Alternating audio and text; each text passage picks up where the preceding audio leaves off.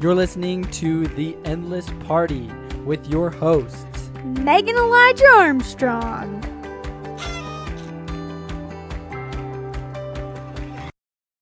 Hello, everybody, and welcome back to The Endless Party. Welcome back. This is episode 52. 52! The NICU Party. The NICU Party. So there's a lot involved in this one. So our little baby girls were in the NICU for 35 days? 35 days. 35 They were born long days. Yeah, they were born at 3 pounds, 4 ounces, 33 weeks and 2 days. So obviously that just brought prematurity complications. So nothing was wrong with them other than they were small and a little early. So they're perfectly healthy babies. They're up big time in weight and they're doing really well. So in case you were wondering. Yeah, all things are good. They're super healthy. Yeah, they're great little babies. You wouldn't have ever guessed they were in the NICU other than that their birthday is November 11th technically. Yeah. So there's a few things that we wanted to talk about in this episode. Mainly, obviously, our experience with the NICU, which was good and bad, just like all experiences are. But we've tried to focus on the positives. Yes. So, first of all, I want to just express our utmost appreciation and gratitude for the countless nurses that give so willingly of their time. Yes. It's because of them that our little baby girls are even alive and healthy and thriving and doing well. And there's so many nurses up at that NICU here in Pocatello that we owe so much to, and that made our experience that much better and that much sweeter because we had the opportunity to meet them. And so we're extremely grateful for those in the medical field that really just give their time and their attention and love to the betterment of really everybody. And so we appreciate that. Thank you, nurses. Yeah, thank you anybody who's a nurse. Yes.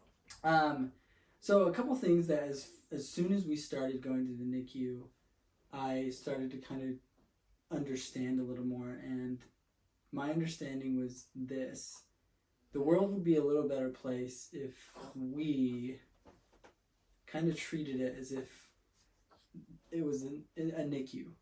You know, for example, like the biggest thing, nobody has a problem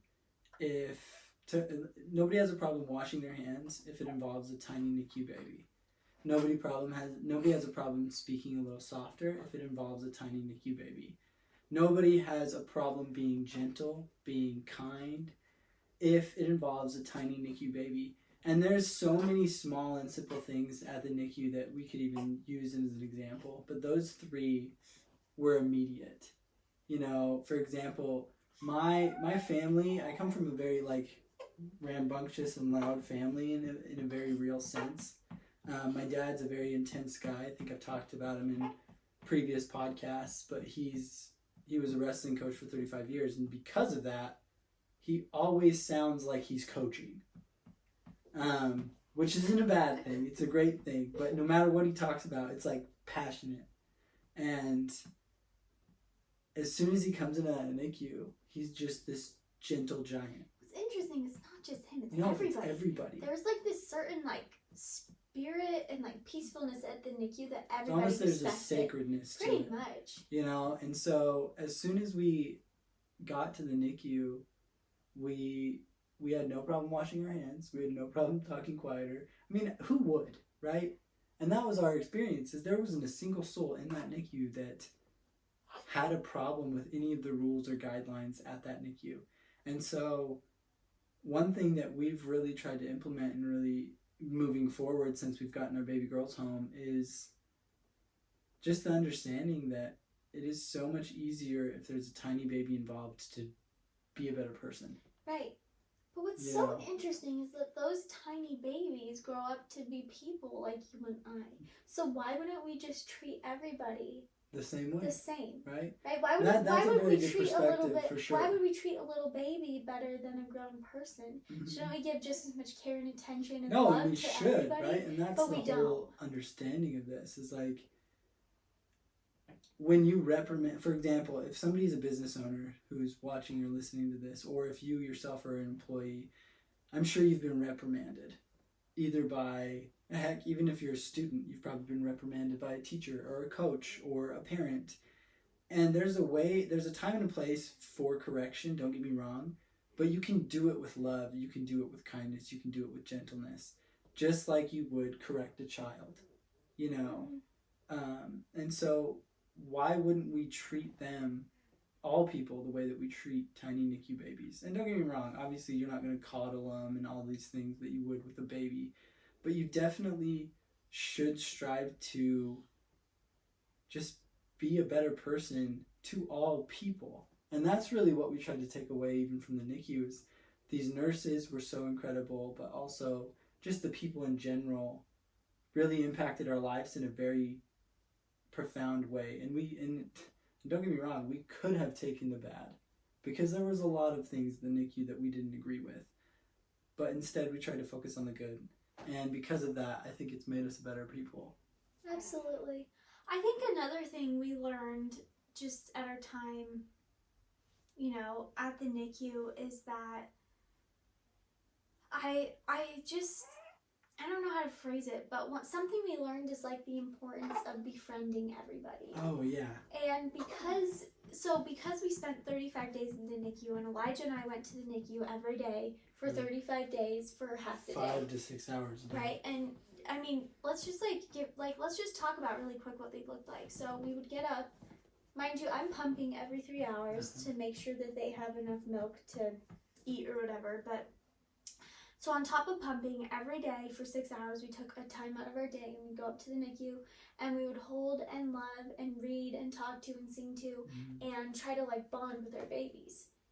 And that was really important just to, I think, anyway, so that was just important, but it was important to their development. That's what I was trying to say. Yeah, it was vital, you know, it's necessary.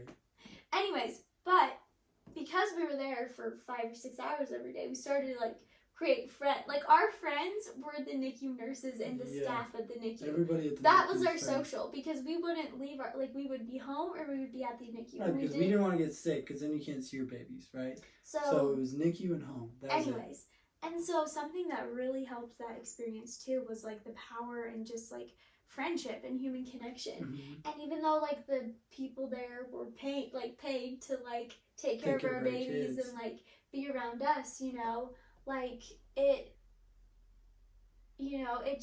taught us the importance of like befriending the people there, because that made the experience so much better. Well, it reminds me of that book by Dale Carnegie, that How to Win Friends and Influence People, right?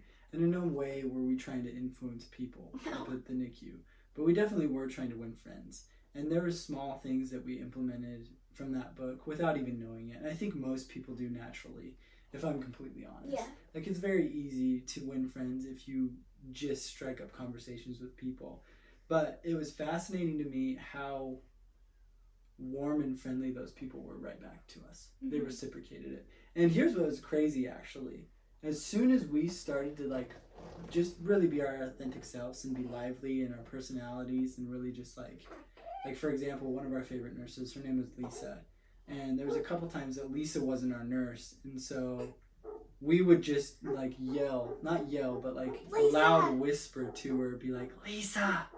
And immediately Lisa would turn around. And Lisa was kind of a more shy personality, if you would say, right? And what was fascinating about it is that she would kind of turn around and she would kind of, like, just glow, right?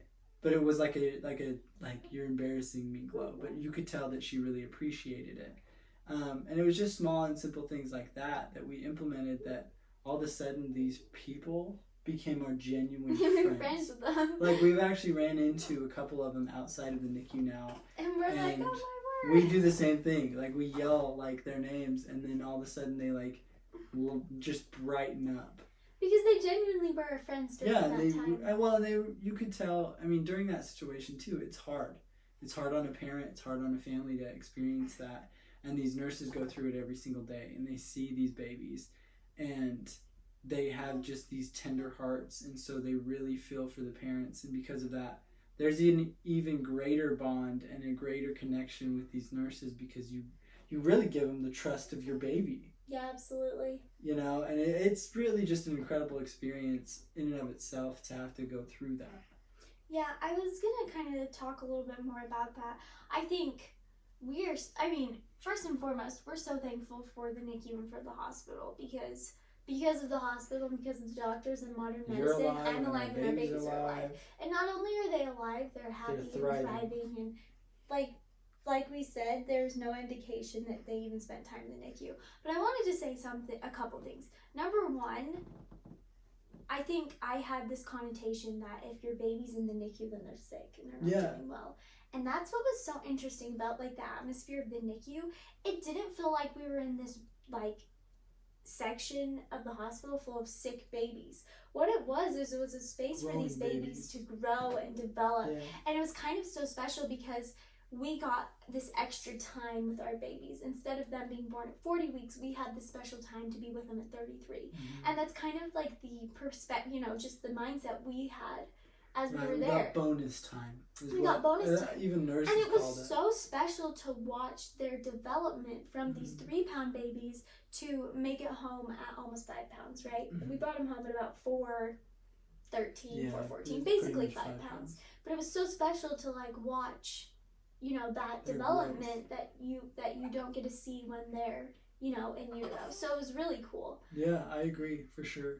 It was actually interesting too is at the NICU they have to go through some pretty hard things, right?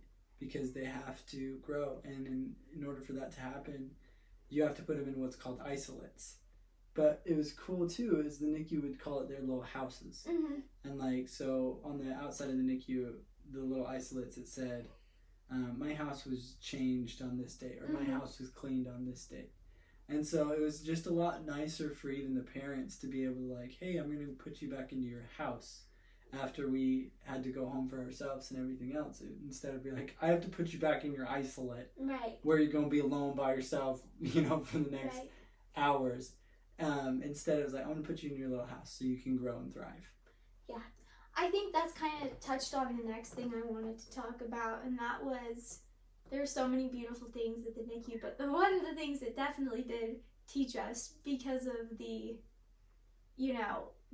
like its nature is there is nothing worse than saying goodbye to your baby every day and knowing that they're growing and developing and you're not there for it. Because realistically, Elijah and I couldn't be there 24/7. No. We had to sleep and we had to develop. They had to develop right? without our stimulation. And what was interesting too is the NICU can sometimes mentally get to you, and so you can't spend all day every day for a month being at that NICU. It's going to start to get to you and it'll start to get to your babies.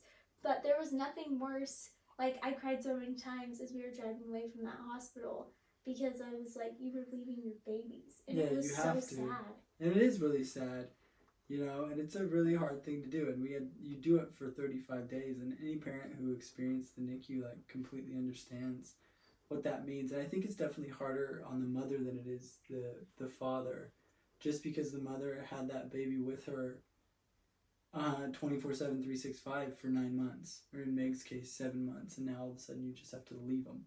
Right. I will say though, I think because of the time they spent in the NICU, something that I've tried to look at is, let's just be transparent. Caring for 2 premature NICU twins is really hard. Yeah, and some days, it was real. And some days when our babies are crying at us for 12 hours straight, it feels like, or it's just a rougher day and I just feel so overwhelmed and so sad. Think back. Then I can think back and I think, oh my goodness. So much better. I'm so glad that they're home here with me, even though I'm so sad and they're sad and we're no one's sleeping and it's really hard.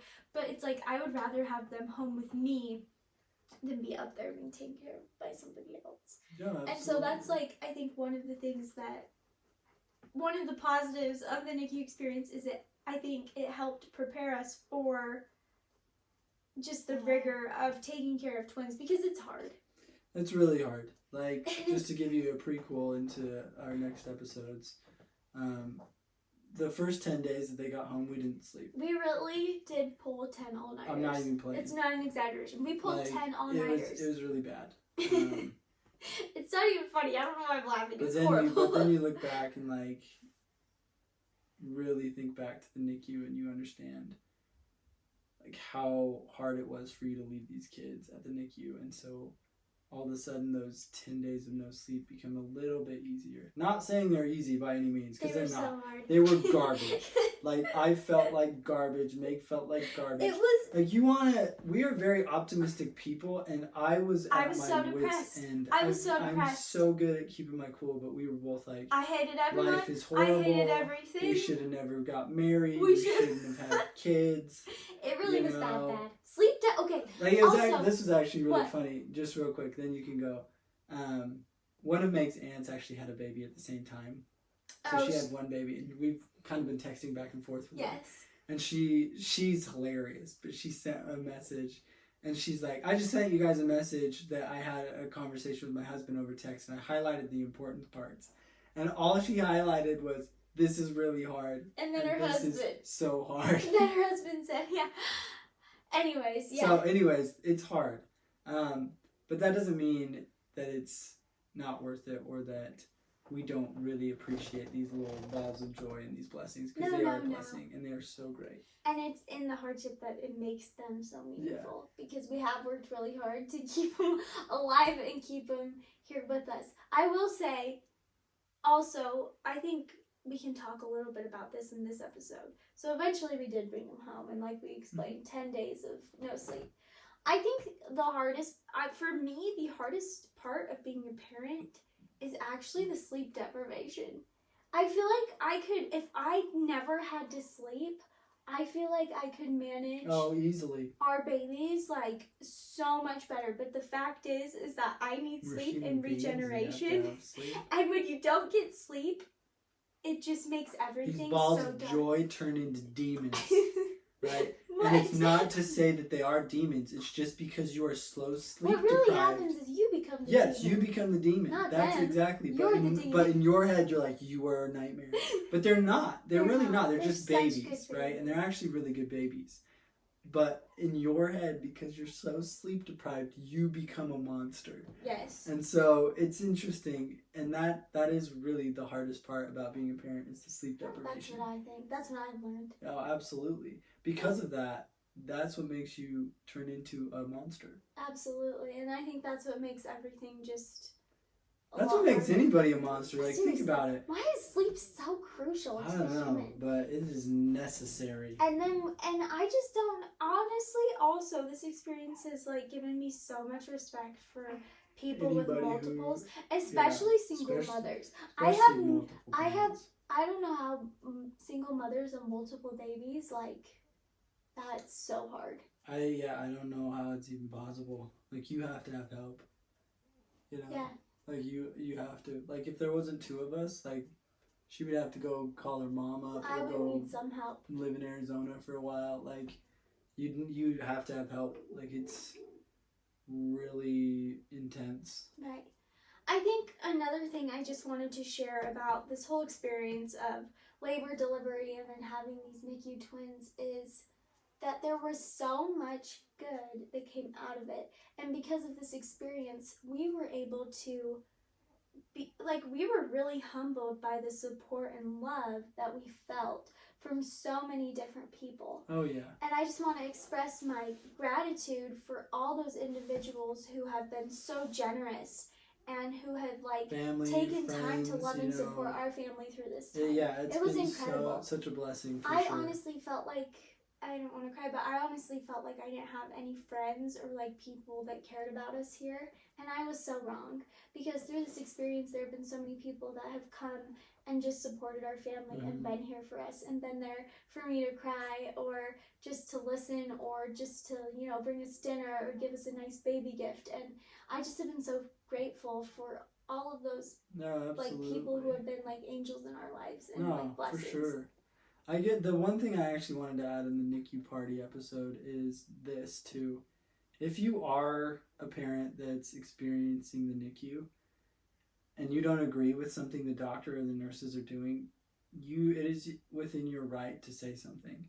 So the NICU experience was beautiful and it was incredible, and 99% of it was really just a blessing and a benefit. There was 1% though that we actually had to step in as parents and say, actually, this is not okay and we're not going to do this to our child. And understand that it is completely appropriate. In fact, it is necessary for you as a parent to advocate for your kids. Okay?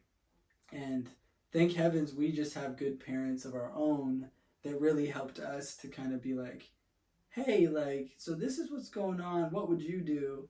And they're very wise and more experienced, you know, a little crazy, but we love them to death. But because of their love and their support to us, we were able to give our love and support to our children, right? Because all of a sudden we had the example of our really good parents to be like, okay, we need to be really good parents, and we need to step in and recognize that we, at the end of the day, know what's best for our child.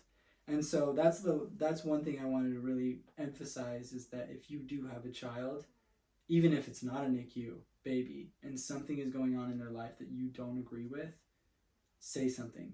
Like, do something about it. Advocate for your kid. Absolutely. Mm-hmm.